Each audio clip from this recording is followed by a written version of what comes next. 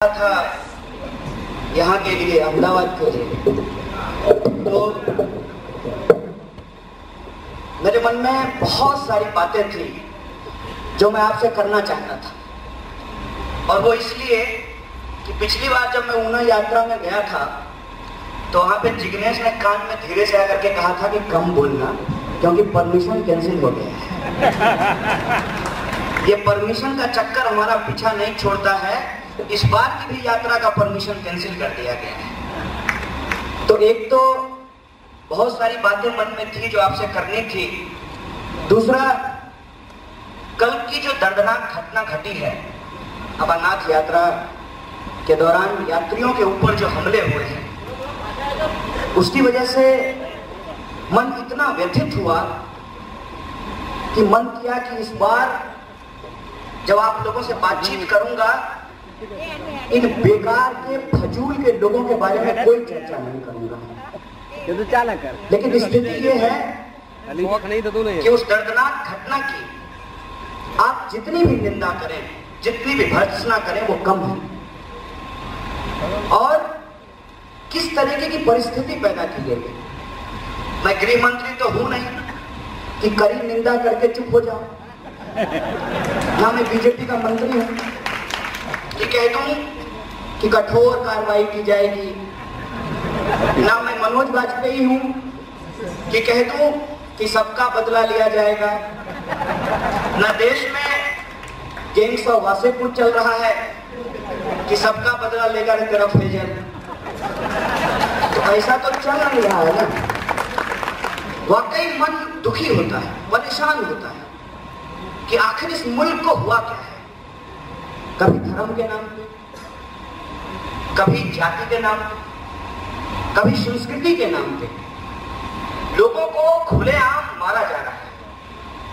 और skill India programme का अगर लाभ किसी को मिला है तो वो मारने वाले और वीडियो बनाने वाले का, कि आप वो अपना चेहरा वीडियो में नहीं दिखाते हैं।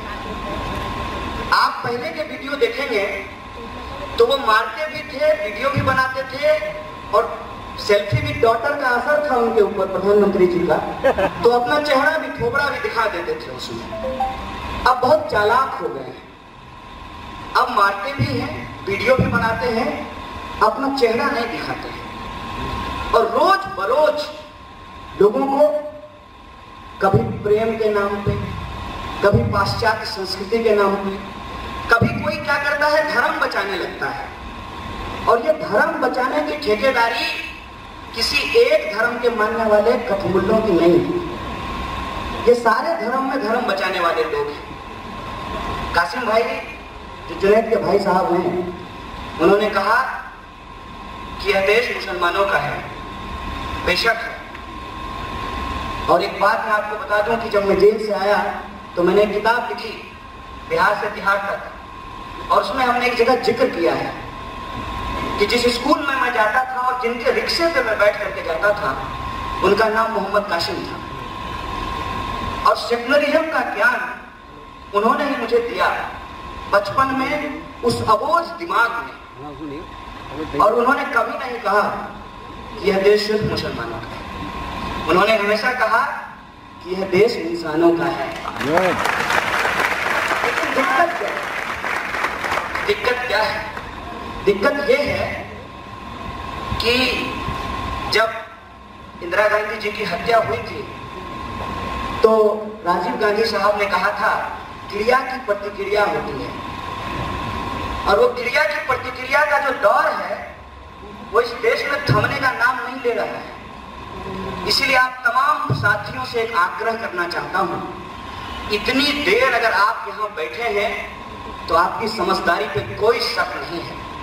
बस एक अपील करना चाहता हूं, क्रिया का प्रतिक्रिया नहीं होने देंगे, क्योंकि हम प्रतिक्रियावादी नहीं हैं।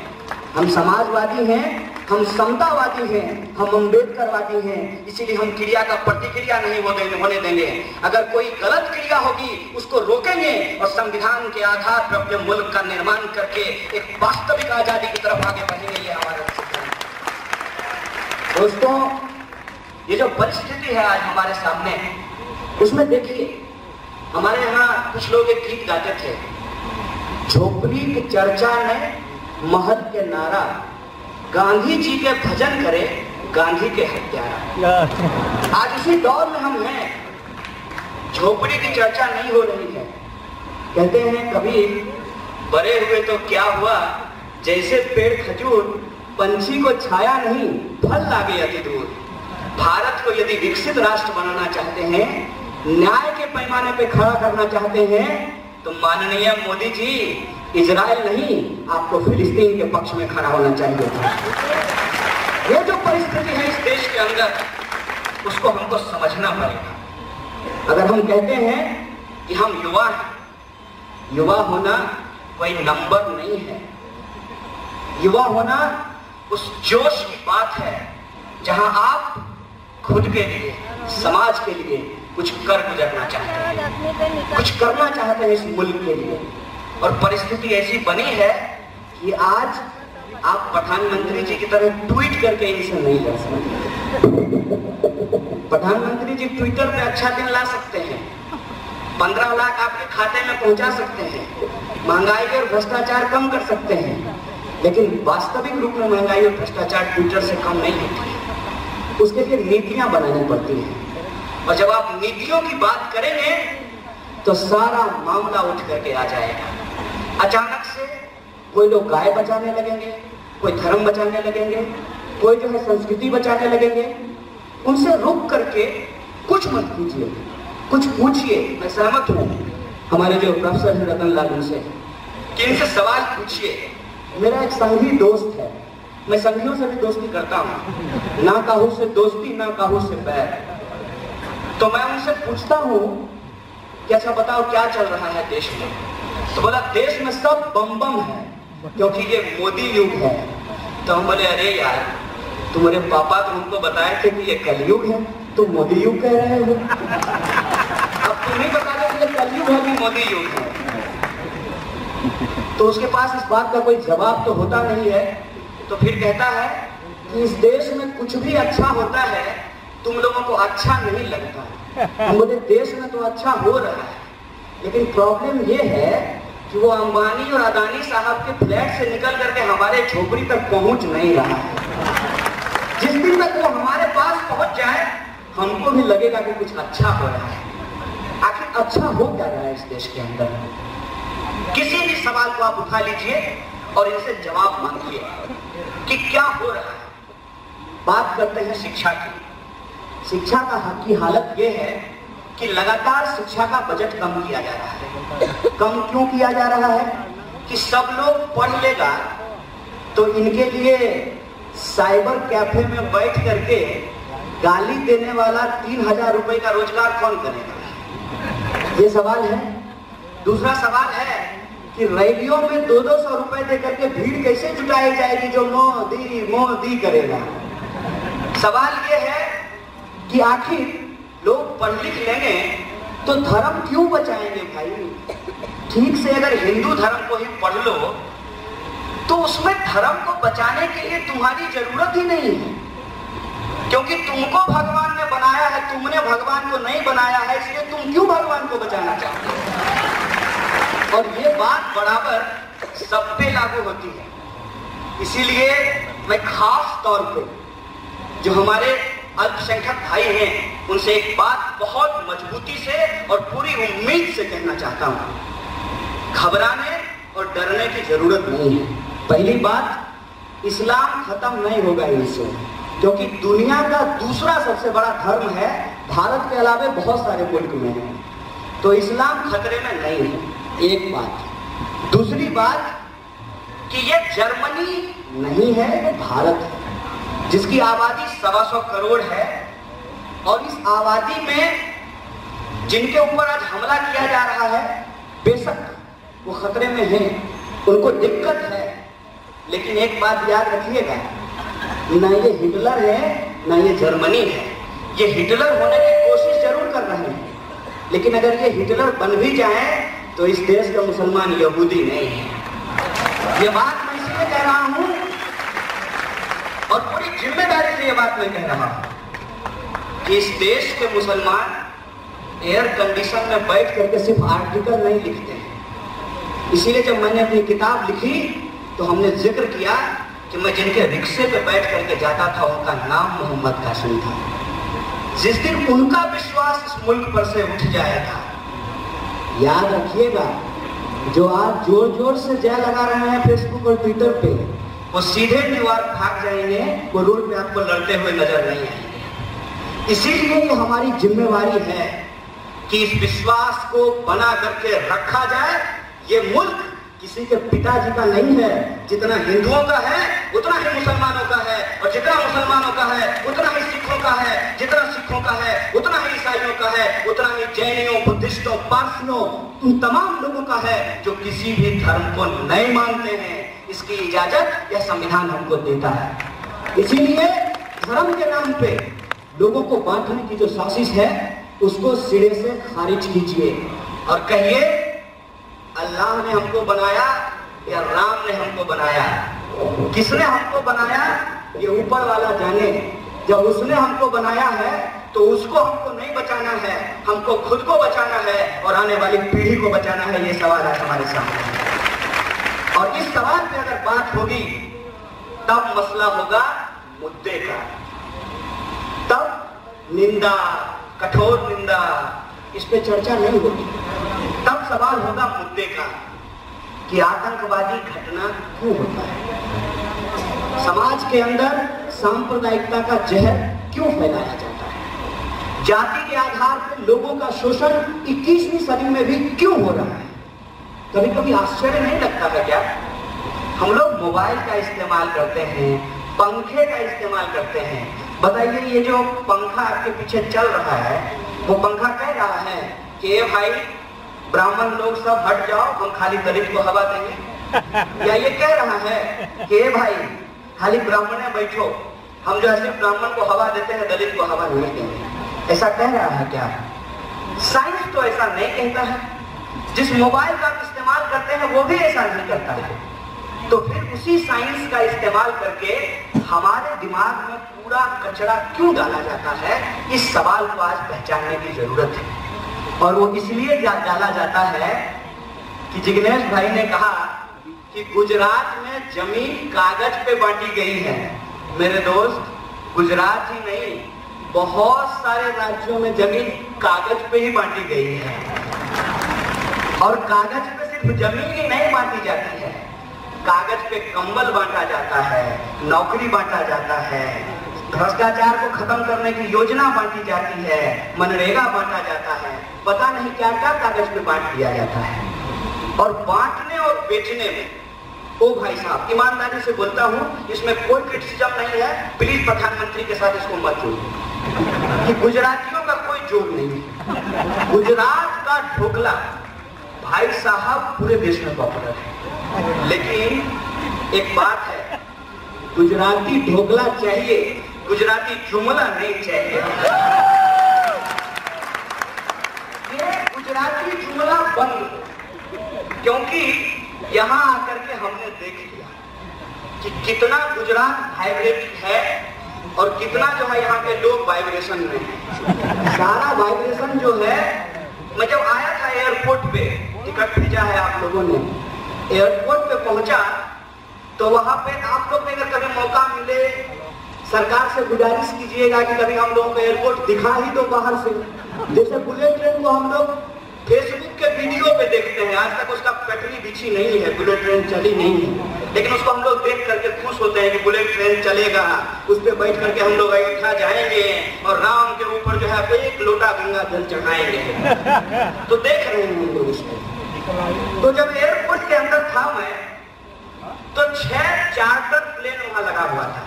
चार्टर कहने का मतलब कि निजी विमान, मैंने एयर इंडिया वाला नहीं, उनका अपना।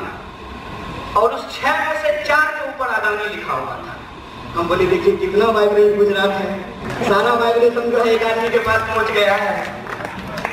ये रियलिटी हमको नजर आई। और उसके बाद जब मैं थोड़ा ऊपर था तो जो लोग हवाई जहाज पर नहीं चढ़ता है ना, ज्यादातर टाइम वो खिड़की में ही लटका रहता है, हालांकि कुछ दिखता नहीं है लेकिन लटका रहता है। तो मैं भी लटक करके देख रहा था। तो अहमदाबाद शहर के ऊपर जब था तो बड़ी खूबसूरत लग रही थी ये शहर। पता है ज्यों नजदीक आते गए बड़े बड़े गड्ढे दिखने शुरू हो गए। बोले अच्छा यही गुजरात मॉडल है, तो मछली पालन अगर बिहार की सड़कों पे हो सकता है मोदी जी, तो अहमदाबाद की सड़कें भी कम नहीं है यहाँ भी। तो ये गुजरात मॉडल की रियलिटी हम लोग आकर के देखेंगे। तो फिर हम लोगों को लगा कि ये जो आप लोगों का बढ़िया जो एक प्रचारक है, कभी कभी हम लोग प्राइम मिनिस्टर को प्रचार मंत्री भी बोलते हैं, पीएम। तो ये जो प्रचार मंत्री है, इस आदमी की क्वालिटी माननी पड़ेगी आपको। डीमोनेटाइजेशन कर लिया और कहा भाइयों बहनों देश के लिए 50 दिन कष्ट सहेंगे कि नहीं सहेंगे। जनता आगे में उनकी खड़ती हुई रहती ही है, जिसको 500-500 रुपए देकर के वो बुलाते हैं, वो जोर से कहा सहेंगे सहेंगे। उसके बाद डिमोनेटाइजेशन हो गया। डिमोनेटाइजेशन के बाद 100 से ज्यादा लोग उसमें मर गए। और ये सवाल आज कोई नहीं पूछ रहा कि डिमोनेटाइजेशन के बाद कितना ब्लैक मनी आया, कितना ब्लैक मनी आया, ये सवाल कोई नहीं पूछ रहा। कितने चोर गुंडा बदमाश बेईमान उनको पकड़ करके जेल में डाला गया। अरे वो तो बढ़िया इंग्लैंड में बैठ करके क्रिकेट मैच देख रहा है। क्या आदमी पकड़ा गया है, कितने लोग पकड़े गए। ए भैया हम लोगों की स्थिति खराब है, माइक को ठीक कर दीजिए।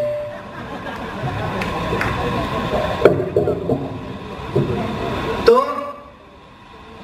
इस सवाल को कोई पूछने के लिए तैयार नहीं है कि डिमोनेटाइजेशन के बाद इस देश को जो आर्थिक नुकसान हुआ, 100 से ज्यादा लोग मारे गए, कितना ब्लैक मनी वापस आया, इसको कोई मानने के लिए तैयार नहीं। और जब पूछा गया रिजर्व बैंक से, तो रिजर्व बैंक बोली कि कितना 1000 और 500 का नोट छापे थे, इसका हिसाब हमारे पास नहीं है। असली ऐसा होता है क्या? मैंने ऐसा होता है कि माँ अगर रोटी बनाई है किचन में, तो उसको पता नहीं होगा कितना रोटी बना है, उसको पता होता है भाई कि कितना रोटी बना है। रिजर्व बैंक को पता है कि कितना छापा है, दिक्कत ये था कि जितना छापा उससे ज्यादा खाते में जमा हो गया। तो मैंने ब्लैक मनी ऐसे वापस आया है। ब्लैक मनी चलिए वापस आ गया, मान लेते। प्रधानमंत्री जी जो कहते हैं हम लोग सब मान लेते हैं। वो बोले कि सर्जिकल स्ट्राइक हुआ, आतंकवाद रुक गया, हम लोग मान लिए। और कल जो अमरनाथ में हुआ वो आतंकवादी घटना नहीं थी, मोदी जी की शांति सेना थी। मैंने ये सवाल कौन बोला था? ये बोले थे ना कि डिमोनेटाइजेशन करने के बाद पत्थरबाजी रुक जाएगी, नक्सलवादी घटना रुक जाएगी, देश में शांति छा जाएगा, ब्लैक मनी वापस आएगा और आपके खाते में 15 लाख रुपया पहुंचा दिया जाएगा। पहुंचा? मोदी जी की तरफ पूछते हैं 15 लाख आपके खाते में आया? मोदी जी ऐसे ही पूछते हैं ना। अगली बार आप लोग कीजिएगा ऐसे ही। मोदी जी के जब लोग आए ना चुनाव प्रचार में, तो आप बगल में खड़ा होकर बोलिएगा रुक जाएगी, आप बाद में भाषण दीजिएगा और पूछिएगा अच्छा दिन आया, आ गया अच्छा दिन, महंगाई कम हो गई, 15 लाख रुपए आपके खाते में पहुंच गया, 2 करोड़ रोजगार मिल गया, नौकरी मिल गई, भ्रष्टाचार कम हो गया, यही सवाल पूछिएगा।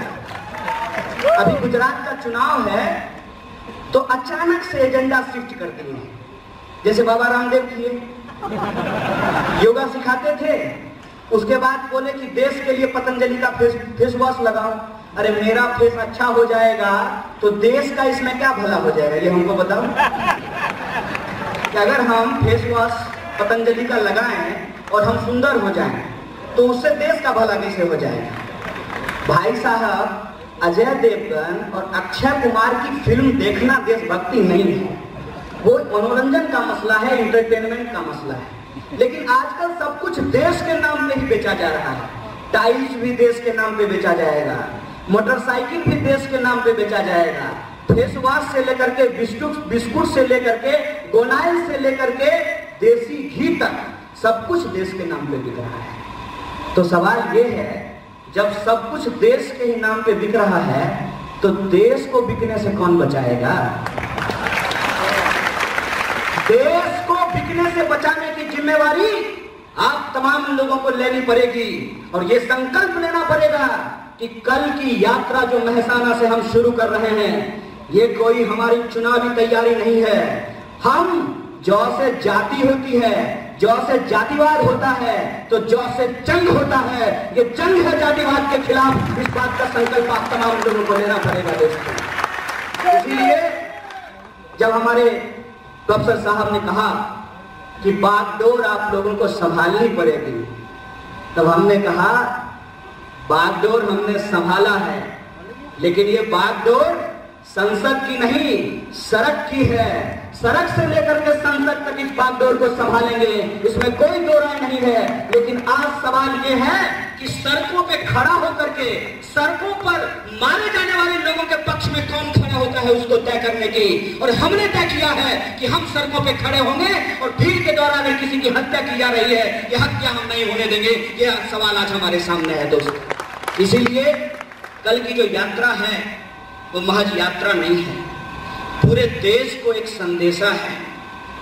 और ये गुजरात के लोगों को ये संदेशा भेजना पड़ेगा कि गुजरात का जो सच्चाई है, जो रियलिटी है, जो गुजरात मॉडल की रियलिटी है, वाइब्रेंट गुजरात की जो रियलिटी है, और कागज पर जो जमीन बांटी गई है, दलितों को पीट करके जो वीडियो बनाया गया है, इस रियलिटी को आपको पूरे देश को बताना पड़ेगा।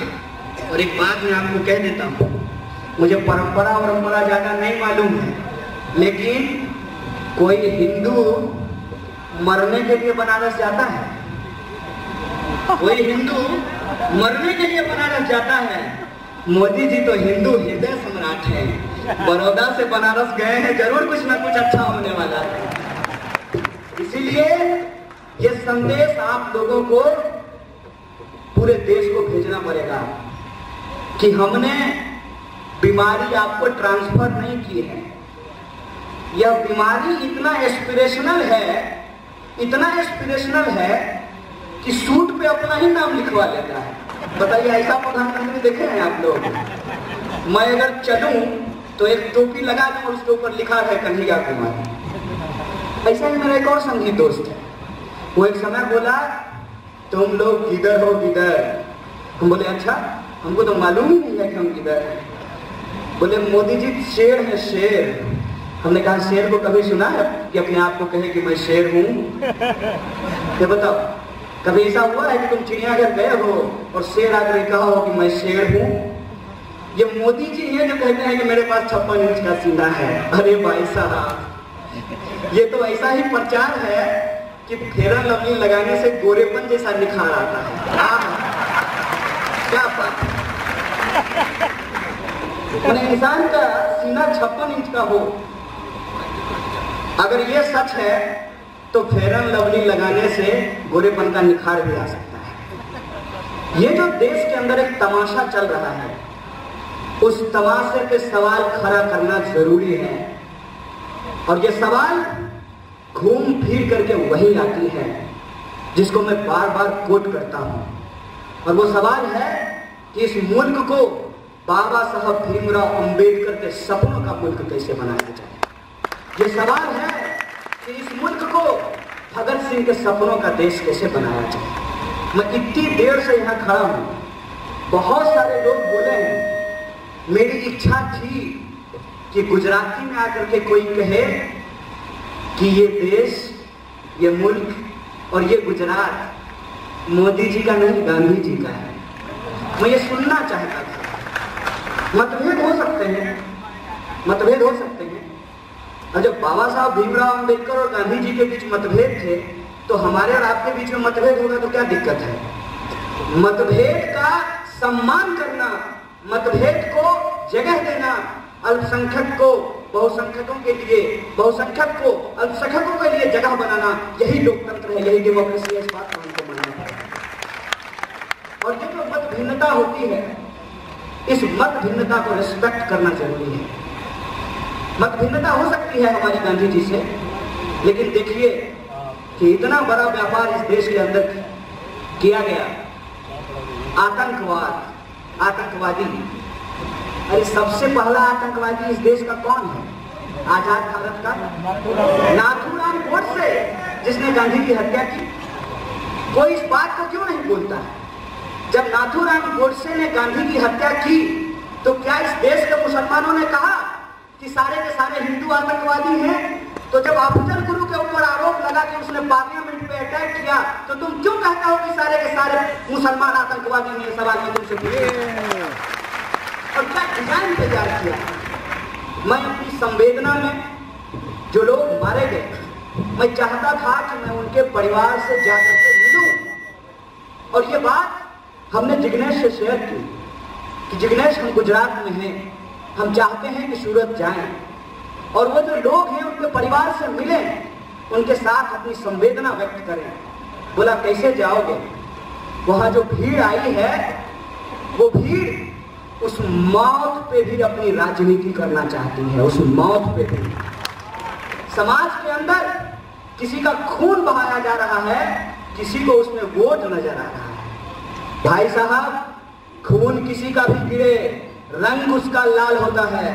खून हम नहीं गिरने देंगे, चाहे वो हिंदू का हो या मुसलमान का, चाहे सिख का हो या ईसाई का, चाहे दलित का हो या ब्राह्मण का। हमको खून खराबा नहीं चाहिए। हमको समता मूलक समाज की जरूरत है। एक सवाल उठ करके खड़ा हो जाएगा कि ये जो आप समता मूलक समाज बनाना चाहते हैं, इसमें हिंसा तो होगी, हम नहीं मना करते हैं, लेकिन याद रखिएगा कि शोषित लोग हिंसा नहीं करते हैं, हिंसा हमेशा शोषक करते हैं। इस बात को आपको याद रखना होगा। अगर आप शोषितों की एकता की बात करने वाले लोग हैं, आप अपने हक की बात करिए, हिंसा तो वो आपके ऊपर कर देंगे। और आप देखिए कि हिंसा का क्या आलम है। इस देश के अंदर जितने लोग युद्ध में नहीं मारे जाते हैं, उससे ज्यादा लोग खेतों में आत्महत्या कर लेते हैं। और मैं आपको आंकड़ा दे रहा हूं, इस देश के अंदर दो समुदाय सबसे ज्यादा आत्महत्या कर रहा है, एक किसान और दूसरा विद्यार्थी। पिछले 5 सालों में 2 लाख से ज्यादा विद्यार्थियों ने आत्महत्या कर लिया है। और ये वो विद्यार्थी हैं जो coat and quote Modi ji के स्किल इंडिया प्रोग्राम के स्किल्ड लोग हैं। ये इंजीनियर हैं, MBA हैं, ये मेडिकल की पढ़ाई कर रहे हैं, ये रोहित वेमुला की तरफ PhD कर रहे थे, ये नजीब की तरह साइंस पढ़ना चाहते थे, ये उनकी हत्या करने वाले लोग हैं। दोस्तों, ये जो माहौल है मुल्क के अंदर, इसके खिलाफ एक प्रिंसिपल, जिसको कहते हैं सैद्धांतिक पोजीशन लेने की जरूरत है। और वो पोजीशन ये है कि इस मुल्क में जो उन्माद फैलाया जा रहा है, युद्ध के नाम पे, आतंक के नाम पे, धर्म के नाम पे, जाति के नाम पे, इस उन्माद को हमको पकड़ करके खड़ा होना पड़ेगा। पता नहीं राम जी का अश्वमेध यज्ञ सफल हुआ था कि नहीं हुआ था, उनका घोड़ा कोई पकड़ा था कि नहीं पकड़ा था, लेकिन मोदी जी आपके हिंसा के यज्ञ को सफल नहीं होने देंगे और आपके उस घोड़े को पकड़ेंगे, उसके रथ को रोकेंगे। और वो रथ एक बार बिहार में रुका है, इस बार भी रुका है, और उसको इस बार गुजरात में भी रोक करके दिखाएंगे। ये सिद्धांत लोग हम लोग लेकर के, इसीलिए यह जो यात्रा शुरू हो रही है, यह यात्रा महज कुछ लोगों को जमीन दिलाने की बात नहीं है, ये एक प्रोग्राम है। और वो प्रोग्राम है कि क्या इस मुल्क के अंदर जो शोषित जनता है, उनके हक हुकूक की बात होगी कि नहीं होगी। हालांकि जब बात की बात कीजिएगा तो बात इस देश में बहुत हो रहा है। खुद प्रधानमंत्री मन की बात करते हैं, मतलब बात का कोई कमी नहीं है, खूब बात, जबरदस्त बात। मैंने बात तो ऐसा कि कभी कभी ये लोग झूठ बोलने में, बेईमानी करने में इतना भी शर्म नहीं करते हैं कि पकड़े जाएंगे। अभी एक दर्दनाक घटना वजीरहाट में हुई, और देखिए ये दंगाई कैसे उसमें अपना फसल काटने के लिए पहुंच गए। गोरखालैंड को लेकर के इतना बड़ा आंदोलन चल रहा है, कोई बीजेपी का नेता नहीं बोला, कोई ममता बनर्जी से सवाल नहीं खड़ा किया, क्योंकि वहां हिंदू मुसलमान की लड़ाई नहीं थी।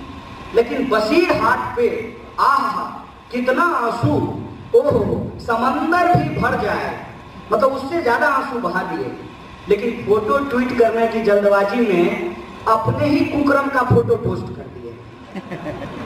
मैंने गुजरात में जो मारे थे लोगों को 2002 में, तो उसका जो फोटो खींच करके रखे थे, वो इनको अभी काम आ रहा है ट्वीट करने में। और एक तो हद हो गई, एक सिनेमा का फोटो सारी खींचते हुए लटका दिया, बोला कि ये बसीरहाट में हो रहा है। और ये पूरी की पूरी तैयारी थी, कल जो घटना घटी है उसके बारे में संवेदना नहीं प्रसारित करनी है लोगों के बीच में, आतंकवाद के खिलाफ कोई पोजीशन नहीं लेना है, मानवता का खून बहाया जा रहा है उसके खिलाफ एक शब्द नहीं बोलना है।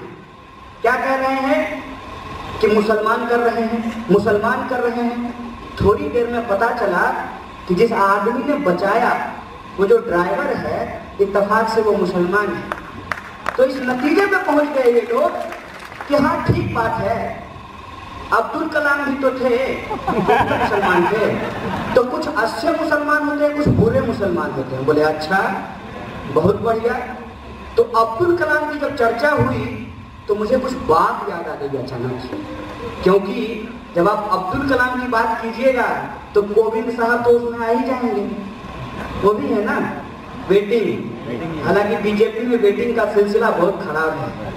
भाई साहब सोमनाथ से रथ लेकर के चले थे आडवाणी जी, रायसीना हिल नहीं पहुंचा, पीएमओ तो गया ही नहीं, रायसीना हिल भी नहीं गया। पता नहीं रथ क्या हुआ, पहिया वैया उसका। खैर, तो कोविंद साहब की जब आप बात कीजिएगा तो अचानक से प्रेम आया है, उमड़ उमड़ करके कह रहे हैं हमने दलित को राष्ट्रपति बनाने का फैसला लिया है। थोड़ा सा इतिहास पे नजर डाले पीछे तो देखा कि जब 84 का दंगा हुआ था तो देश के राष्ट्रपति कौन? ज्ञानी जैन सिंह, एक सिख समुदाय से आने वाले। जब 2002 का दंगा हुआ तो देश के राष्ट्रपति कौन? अब्दुल कलाम साहब, मुसलमान। और आज जब मारा जा रहा है, वीडियो बनाया जा रहा है, तब देश के राष्ट्रपति होने को कौन तैयार है? कोविंद जी और मीरा कुमार। इसकी रियलिटी को आप तमाम लोगों को समझना पड़ेगा। अगर इस रियलिटी को नहीं समझेंगे तो फंसेंगे। ये वो साजिश है जिसके ट्रैप में हम सब लोग आ जाएंगे। और वो ट्रैप क्या है कि क्या इस देश के अंदर एक पढ़ा लिखा नौजवान रोजगार पाएगा कि नहीं पाएगा। सुबह जब वो काम के लिए निकलेगा अपने दफ्तर को, तो उसकी बीवी इस बात की चिंता में नहीं होगी कि कोई उसका पेट का एक्सरे मशीन से चेकिंग करके ये ना चेक कर ले कि उसके पेट में बीफ है कि नहीं है और उसको लिंच कर दिया जाए। कोई उसका टिफिन पॉट ना चेक कर ले, और ऐसा ना हो कि वो मुंबई की लोकल में खड़ा है, कोई धर्म का ठेकेदार धर्म बचाने के नाम पे उसमें बम फोड़ दे। ये जो परिस्थिति मुल्क के अंदर पैदा की गई है, इसको हमको समझना पड़ेगा, जिसमें रोजगार की बात हो, महिलाओं के सम्मान की बात हो। और कुछ कुछ पत्रकार लोग यहाँ दिखाई दे रहे हैं, इनको मैं बार बार कहता हूँ कि पत्रकार होने का मतलब होता है जो सत्ता है उसके विपक्ष में खड़ा होना। पत्रकारिता का एथिक्स होता है। मैं आपको ज्ञान नहीं दे रहा हूं, बस अनुभव साझा कर रहा हूं।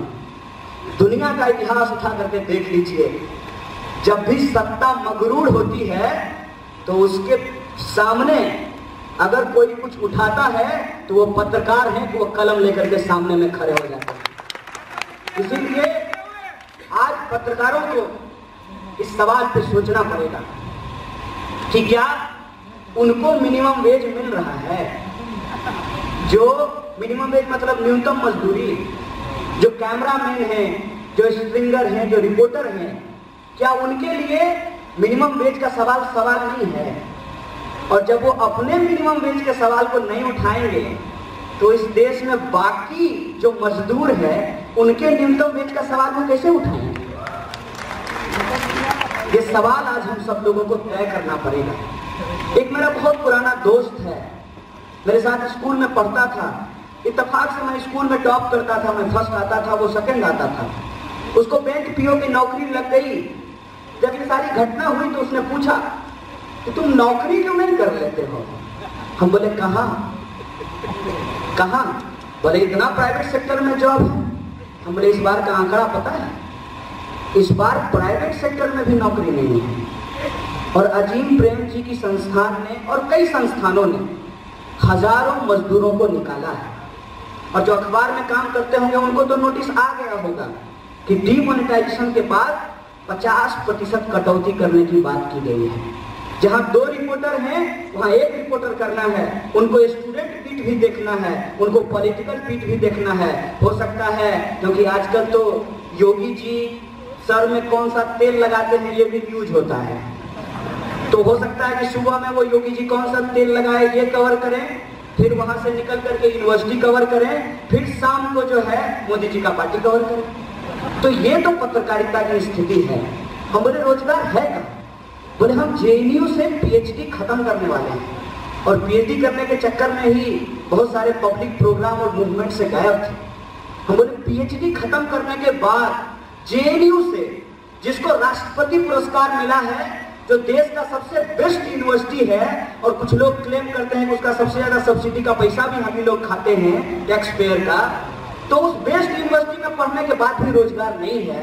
तो आप अंदाजा लगाइए कि बिहार, मैंने अगर भारत की बात करें तो बिहार, अंदाजा समझ सकते हैं ना, वहां की यूनिवर्सिटी में पढ़ने वाले विद्यार्थियों को कहां नौकरी मिले?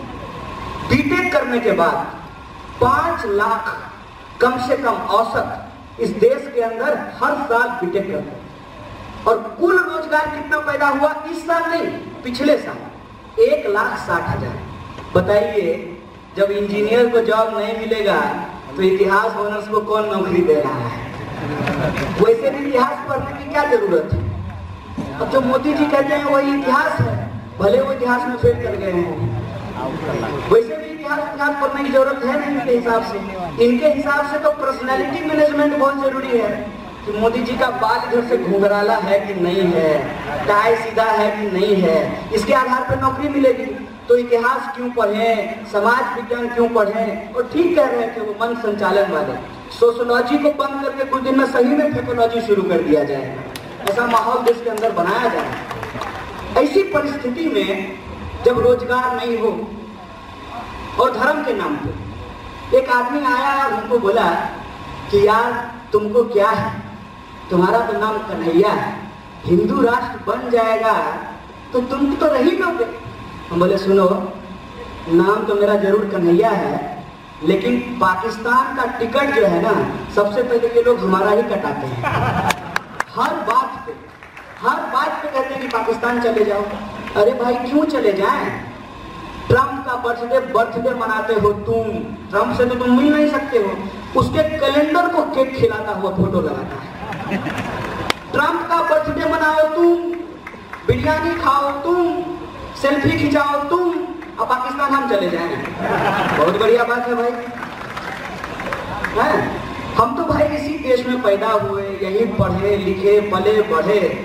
तुम तो IIT में पढ़ करके, अब माफ करना भाई साहब, तुम्हारा IIT भी जो है ना वो सब्सिडी और टैक्स के पैसे से ही चलता है, माफ करना।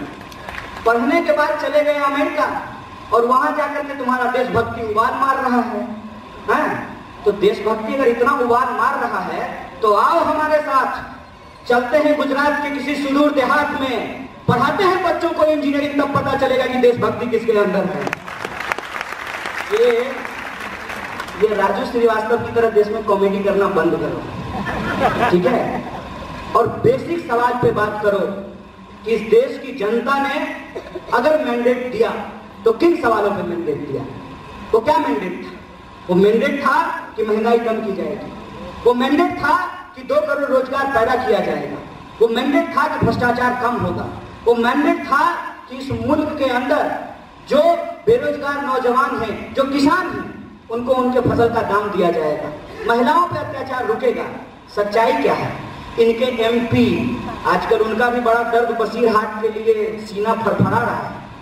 चाइल्ड ट्रैफिकिंग में पकड़े गए, हिंदी में बोले तो बच्चा चोर हैं ये लोग, बच्चा चोर, बच्चा चुरा करके बेचते हैं, ये है इनका धंधा। और ये जो पाकिस्तान जाने वाली बात है, उसमें तो हमने एक दिन से पूछा कि ध्रुव सक्सेना तुम्हारा, अब संदीप शर्मा तुम्हारा, गोडसे तुम्हारा, सावरकर तुम्हारा, और पाकिस्तान हम लोग चले जाएं। इस देश के अंदर पाकिस्तान को बनाने की बात करने वाला सबसे पहला व्यक्ति कौन था? मोदी जी को ये जरा टैग करके पूछिएगा, रिट्वीट करके। सावरकर के बहुत बड़े फैन हैं। सावरकर साहब थे जिन्होंने कहा कि इस मुल्क को 2 हिस्से में बांटना चाहिए, और अंग्रेजी में इसको जानते हैं क्या कहा जाता है? 2 नेशन थ्योरी। तो आजकल तो नया जनरेशन है ना मोदी जी का, मानिएगा कि गोलवलकर और सावरकर से आगे हैं भागवत जी, तो इनका आजकल मल्टी नेशन थ्योरी है। हो सकता है कि मुसलमानों के लिए अलग देश, दलितों के लिए अलग देश, पिछड़ों के लिए अलग देश और आदिवासियों के लिए अलग देश बनाने का योजना है इसको। और जो इनका आजकल एक भारत श्रेष्ठ भारत, एक राष्ट्र एक टैक्स, उसके नाम पे जो भाई साहब जीएसटी का डंडा चला है। पहले मैं सोचा था कि सूरत जाऊंगा और जीएसटी के खिलाफ जो प्रोटेस्ट हो रहा है उसको कवर करूंगा। मेरी दिली इच्छा थी उन व्यापारियों से जाकर के मिलूंगा जो एक लाजवाब आंदोलन सूरत के अंदर चला रहे थे। लेकिन कल से सूरत में क्या होगा? वो जो लोग मारे गए हैं, जो पीड़ित लोग हैं, नफरत के जो शिकार लोग हैं, उस पे और नफरत की राजनीति बोई जाएगी। जीएसटी गया तेल लेने, आंदोलन गया तेल लेने, मुद्दा गया तेल लेने। ये बात आप लोगों को समझनी पड़ेगी। ये एक डिजाइन है कि कभी भी आप एक मुद्दे पे बात नहीं कर सकते। कोई भी जीएसटी पे बोलने के लिए तैयार नहीं है। जीएसटी में क्या किया गया है? जीएसटी में यह कहा गया है कि जो आदमी धनवान है, मोटा मोटी बात करते हैं, जो आदमी धनवान है वो धनवान हो जाए और देश की सारी गरीबी, जो देश की सारी गरीबी है, सारी समस्या है, टैक्स का जो सारा बोझ है ना, उसको इस देश की गरीब जनता अपने कंधे पे उठा ले। इनके लिए मैं तो कभी कभी सोचता हूँ, एक तो इस मुल्क में सब लोगों को विस्पर इस्तेमाल करने का सौभाग्य नहीं है।